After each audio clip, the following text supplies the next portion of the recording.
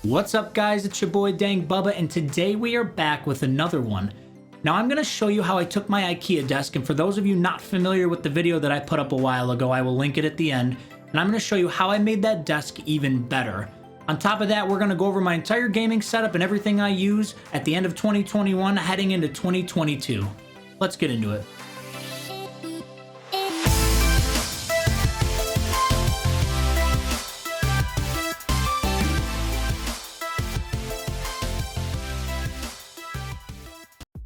Now starting with the desk, you'll notice I still have the same two Alex Ikea drawers from my original Ikea desk hack video. Go check it out if you haven't. However, I now have an L desk. And on the right, we have that original Carl B countertop at 74 inches long and 25 inches deep. And on the left, we now have a Lowe's Sparrow Peak 72 inch by 30 inch deep espresso countertop. Now the countertops meet at this joint. Listen, I'm about to show you something. I'm not proud of it. I don't necessarily want to, but I need to so you can understand what's going on under there. I get it. I'm working on it. I'm gonna fix the cables. But for now, we're just gonna act like it didn't happen, okay?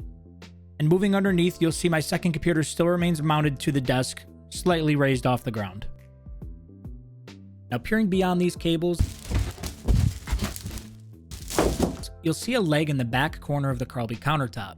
And the second leg here, which falls directly center of the joint where the two countertops meet. Now to tighten and further support this joint, I used a total of 8 Kreg pocket screws, leading all the way up to the front where these two countertops meet. This allows me to no longer need a front support leg.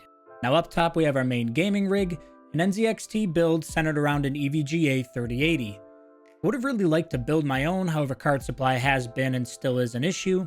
And while it isn't exactly what I wanted, and it is missing some features that I would have liked to have, this was the next best option for me to get a build that wasn't outrageously priced without waiting. Moving underneath, we have the previous workhorse, a pre-built CyberPower PC centered around an MSI RTX 2070. It acts now as my streaming PC and also to record content. Front and center, we have the Go XLR for my choice as an audio interface. It acts as a preamp for my mic, mixer for my audio, and it connects the audio of my two PCs, becoming the bridge for my dual PC streaming setup. Now it also allows me to route all of my audio with these through their app with a single click. It's really quite intuitive, I'm a big fan. Next to that, we have the Elgato Streamdeck, which gives me a fair amount of hotkeys that I use primarily for switching OBS scenes and marking clips. And next to that, we have Dongle City. My main keyboard currently is the SteelSeries Apex Pro TKL, which I actually came back to, with the SteelSeries Prism keycaps, and my main mouse is a G Pro Superlight, but I'm currently using the Final Mouse Starlight 12 Phantom. And for the second computer, we have the retired but not forgotten Logitech G915 TKL, along with the original G Pro wireless. This all sits on top of a glorious 3XL extended mouse mat Stealth Edition, because who really likes looking at branding all day? On the side desk, we have the Oculus Quest 2 that can be played on its own or linked up to the PC. Next to that, we have the first golden snitch I ever caught, followed by my Elite Series 2 and Scuff Instinct Pro in their respective cases. The rest of my controllers go between the desk and drawers, and we have my war drum. Now for my main monitor, we have a 25-inch Alienware AW2518HF 240Hz with a TN panel, and this is the FreeSync version. To the right of that, we have a 24-inch BenQ GW2480 60Hz with an IPS panel. And to the far left, we have my second PC vertical monitor, a 24-inch ViewSonic XG2402 144Hz with an IPS panel. For my voice chat and streaming, I use the Audio-Technica AT2035 with a pop filter. Now this mic with a semi-decentish preamp, in my opinion, sounds pretty phenomenal for what you're paying.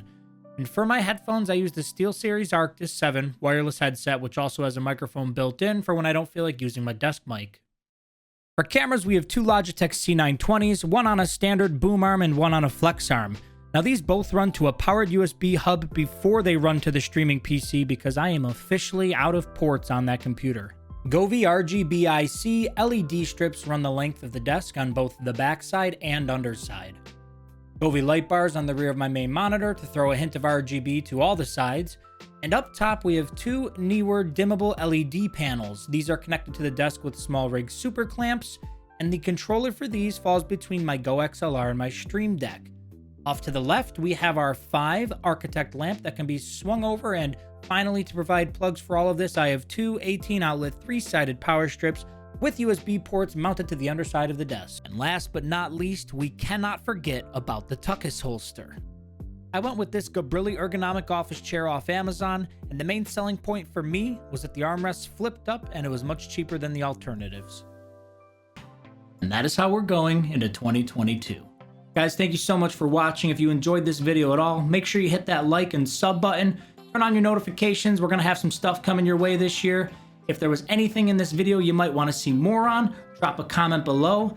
Other than that, I'll see you on the next one. Hope you are all well. Later.